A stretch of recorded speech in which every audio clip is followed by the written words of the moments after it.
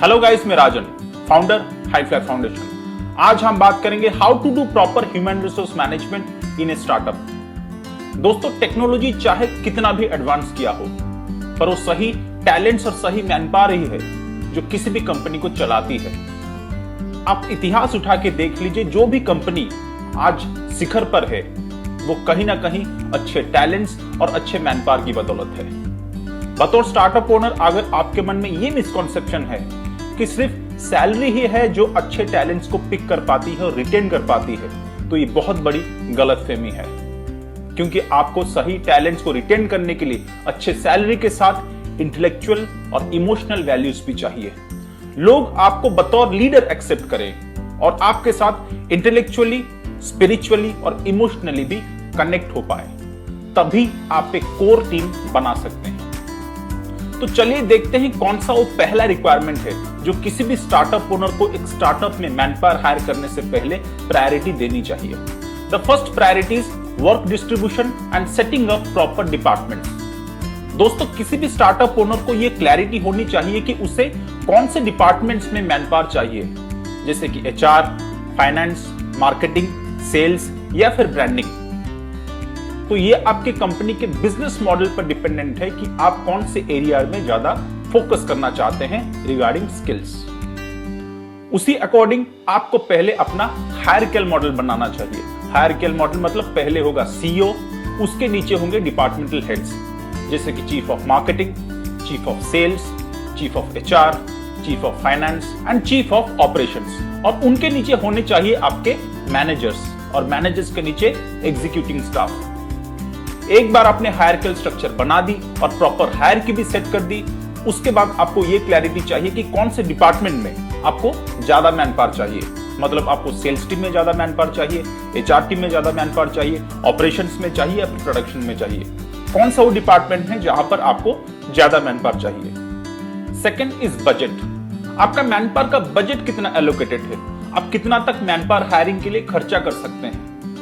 उससे आपको यह अंदाजा मिलेगा कि आप कौन से किस्म के टैलेंट्स हायर करना चाहते हैं। मतलब कितने एक्सपीरियंस, कितने यंगस्टर्स और कितने वो जो ग्रासरूट लेवल पर काम करे या फिर एग्जीक्यूटिव लेवल पर काम करे। यह जानकारी आपको तब मिल पाएगी जब आपका बजट एलोकेशन क्लियर हो।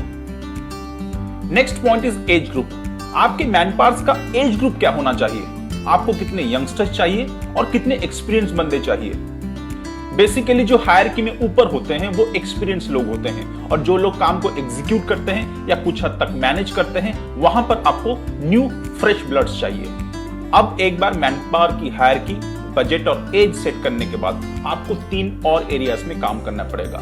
That is acquire, engage and manage. आपको नए टैलेंट्स अब एक्वायर करने पड़ेंगे, उनको एंगेज करना पड़ेगा और उनको मैनेज करना पड़ेगा। पहले बात करते हैं एक्वायर के बारे में।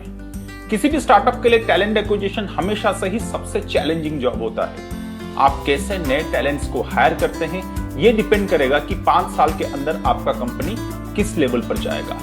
तो बेसिकली सेफ जोन में रहने के लिए किसी भी स्टार्टअप ओनर के पास 2 ही ऑप्शंस होते हैं। एक, अपने एक्सपीरियंस कैंडिडेट हायर करने के लिए उसे बड़ी कंपनियों से टैलेंट पोच करना पड़ेगा, और दूसरा, यंग फ्रेश माइंड्स बहुत ही इंटर्न लेवल पर उनको हायर करना पड़ेगा। तो टैलेंट पोचिंग के लिए जो आपके कॉम्पिटिटर्स हैं, जो आपने कॉम्पिटिटर एनालिसिस किया है बिजनेस प्लानिंग में, वो अब काम आएगी। अब आपको ये अंदाजा लगेगा कि उनके पास कौन से वो की टैलेंट्स है जो साल भर उनके लिए काम करते आ रहे हैं। तो आपको उनको अप्रोच करनी पड़ेगी और उनको अच्छा ऑफर देना पड़ेगा। लिटरली आप उनको बतौर बिजनेस पार्टनर ही एक्वायर कर सकते हैं। उनको प्रॉमिस देना पड़ेगा कि जैसे ही कंपनी ग्रो करेगी, उनकी लाइफ भी ग्रो करेगी। Then fresh talents. देखिए, फ्रेशर्स हायरिंग हमेशा ही एक रिस्की जॉब होता है। आपको कुछ भी नहीं पता उनके बारे में, और आप ये कभी भी गारंटी नहीं दे सकते कि कौन सा टैलेंट अच्छा परफॉर्म करेगा और कौन सा फेल करेगा। इसलिए आपको सेफ साइड में रहने के लिए पहले 6 महीने के लिए उनको बतौर इंटर्न लीजिए। कम सैलरी में, कम स्टाइपेंड में उनसे काम करवाइए। पहले उस टैलेंट को समझिए। अगर वो आपको पसंद आता है तो फुल टाइम के लिए उसे एक्वायर कीजिए। फिर हम बात करेंगे टैलेंट एंगेजमेंट के बारे में या फिर टैलेंट रिटेंशन के बारे में। दोस्तों, टैलेंट एंगेजमेंट या टैलेंट रिटेंशन हर स्टार्टअप का सरदर्द होता है, क्योंकि टैलेंट्स हायर तो हो जाते हैं पर ज्यादा दिन तक स्टार्टअप्स में टिकते नहीं है। क्योंकि स्टार्टअप कंपनी इटसेल्फ बहुत ही अनप्रेडिक्टेबिलिटी झेलती है। बहुत सारी चीजें अनस्ट्रक्चर्ड होती हैं, तो इस अनस्ट्रक्चर्ड एनवायरनमेंट में कभी कभी टैलेंट फ्रस्ट्रेट हो जाते हैं और इस इनसिक्योरिटी के चक्कर में कंपनी छोड़ देते हैं। तो उनको रिटेन करना हमेशा ही किसी भी स्टार्टअप ओनर के लिए सबसे बड़ा सरदर्द है। पर अगर आप इसका सोल्यूशन चाहते हैं तो आपको समझना पड़ेगा एम्प्लॉइज की साइकी। जैसे ही जनरेशन चेंज होता है, एम्प्लॉइज के एस्पिरेशंस और नीड्स भी चेंज होते हैं। आज के नए जनरेशन के जो एम्प्लॉइज हैं, उनके एस्पिरेशंस सबसे अलग हैं। इसे समझने के लिए हमें थोड़ा हिस्ट्री में जाना पड़ेगा। देखिए, हमारे देश ने basically 3 kind of man power देखे हुए हैं। पहला कैटेगरी है वो लोग जो इंडस्ट्रियल रिवॉल्यूशन के दौरान काम कर रहे थे, बेसिकली जो जनरेशन जो 90s से पहले थी, और उसे बोला जाए तो हमारे ग्रैंड पेरेंट्स के जो जनरेशन थे। वहां पर इंडस्ट्रियल रिवॉल्यूशन देश में शुरू हुआ था। किसी को वहां पे नौकरी मिल जाए, यही बहुत बड़ी बात है। लोग टेंट्रम्स नहीं करते थे, लोग नौकरी स्विच नहीं करते थे, पड़े रहते थे 20-25 साल तक एक कहानी में। चाहे बॉस कैसा भी हो, कंपनी कैसी भी हो, एनवायरनमेंट कैसा भी हो, लोग वहां पे टिके रहते थे और 20-25 साल तक कंटिन्यूअसली एक कंपनी को बिल्ड करते थे। उस दौरान लोगों का बेसिक नीड था रोटी, कपड़ा, मकान। बस ये 3 जरूरतें पूरी हो जाए, लोगों की पूरी जिंदगी सुधर जाती थी। बाकी किसी चीज में दिमाग लड़ाने के लिए उनके पास बैंडविड्थ ही नहीं होता था। तो लोग सिर्फ रोटी, कपड़ा, मकान के चक्कर में एक नौकरी में फंसे रहते थे। उसके बाद जो जनरेशन आया वो है IT revolution, information technology revolution. Basically our parents generation. हमारे पेरेंट्स के जनरेशन में थोड़ा सा एस्पिरेशन बढ़ा, क्योंकि उनको अब रोटी, कपड़ा, मकान का टेंशन नहीं था, क्योंकि वो तो उनके ग्रैंड पेरेंट्स ने टेक केयर कर लिया। मतलब जो इंडस्ट्रियल रिवॉल्यूशन का जनरेशन था उसने टेक केयर कर लिया। अब इनका टेंशन था बेसिक कंफर्ट, मतलब ईएमआई में एक छोटा कार ले लें, अपना खुद का घर ले लें, बच्चों को अच्छी पढ़ाई दे दें। तो ये सारे नीड्स और एस्पिरेशंस लोगों के मन में उभरने लगे। और आईटी रिवॉल्यूशन के दौरान देश में बाहर से भी पैसा आने लगा, क्योंकि आईटी कंपनीज या US based company, foreign based companies देश में इन्वेस्ट करना चालू किए और प्राइवेट सेक्टर्स के जॉब देश में बूम किए। तो लोगों के एस्पिरेशंस और नीड्स भी बढ़े। तब ये लॉयल्टी फैक्टर थोड़ा कम हो गया। अगर कहीं पे लोगों को जॉब पसंद नहीं आता था तो लोग सोचते थे और फिर 1-1.5 साल के अंदर जॉब चेंज कर देते थे। Then the third generation is digital revolution, typically our generation, जो हमारा आज का जनरेशन है। 2008 के आईटी रिसेशन के बाद आईटी रिवॉल्यूशन खत्म हो गया। अब दौर है डिजिटल रिवॉल्यूशन का।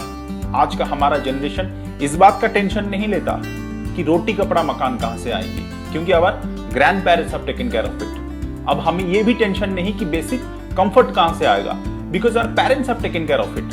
हमारे पास अभी घर है, कहीं ना कहीं, चाहे देश के किसी भी लोकेशन में क्यों ना हो, हमारे पास अभी घर है, रोजी रोटी है और खाना पीना है। अब हमें चाहिए क्वालिटी ऑफ लाइफ।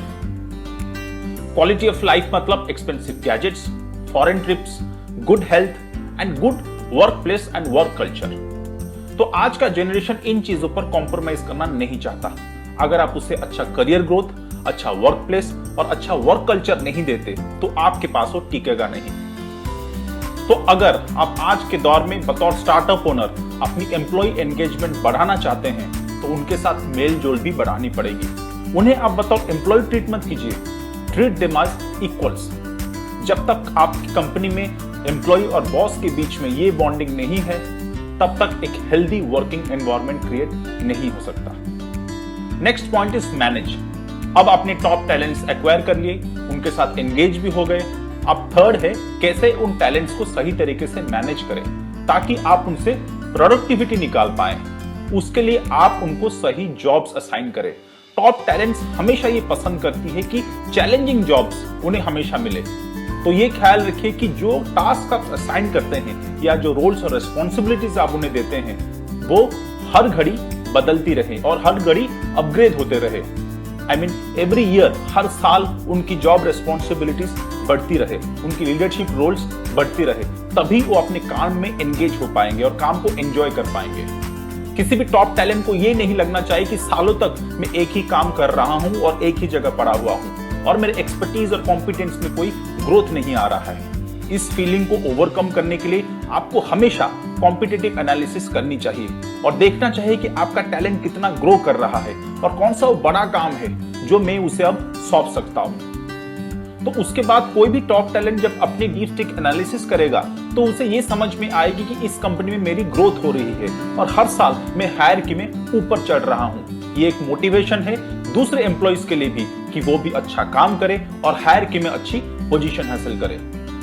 तो दोस्तों ये थे कुछ की पॉइंट्स जो किसी भी स्टार्टअप ओनर को अपने जहन में रखने चाहिए while making a proper human resource planning. पर मैं आपसे अब एक पर्सनल टिप शेयर करना चाहूंगा। अक्सर स्टार्टअप कंपनियों में क्या होता है, आप अपने दोस्त यारों को लेकर कंपनी में डालते हैं, वो चीज को अवॉइड करें। आपने वो कहावत तो सुनी होगी, एक गंदी मछली पूरे तालाब को खराब कर देती है। आप सिर्फ टैलेंट्स, पोटेंशियल और स्किल्स पर फोकस कीजिए। कोई भी टॉक्सिक और अनएथिकल मैनपावर आपके पूरे एनवायरनमेंट को बदल सकती है, तो उन लोगों को पहले ही अवॉइड कीजिए।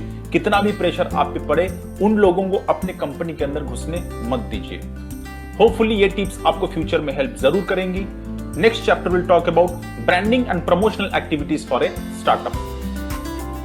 Good bye and take care.